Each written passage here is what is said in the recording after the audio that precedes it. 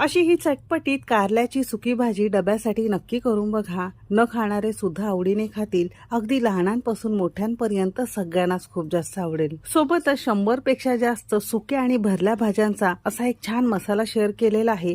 असा मसाला तुम्ही एकदाच फ्रीजमध्ये करून ठेवला की अगदी 15 ते 20 दिवस तुम्ही वापरू शकता आणि यापासून वेगवेगळ्या सुक्या आणि भरल्या भाज्या तुम्ही तयार करू शकता. सेम मसाला वापरून कमी कडू मात्र मस्त चटपटीत कारल्याची सुकी भाजी बघणार आहोत आणि वेगवेगळ्या भाज्या मसाला वापरून कशा तयार करायच्या ते सुद्धा व्हिडिओमध्ये मी तुम्हाला सांगितलेलं आहे.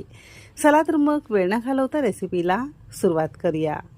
चटपटीत कारल्याची सुकी भाजी बनवण्यासाठी इथे आपण एक 4 मध्यम आकाराची आणि वजनी म्हणाल तर साधारणतः एक 400 ग्राम प्रमाणात कारली घेतलेली आहे.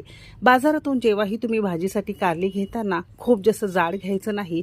असं हे सरसरीत किंवा थोडं पातळ कोवळं आणि देठाचा भाग छान हिरवा आणि हाताने दाबून बघितला की छान कडक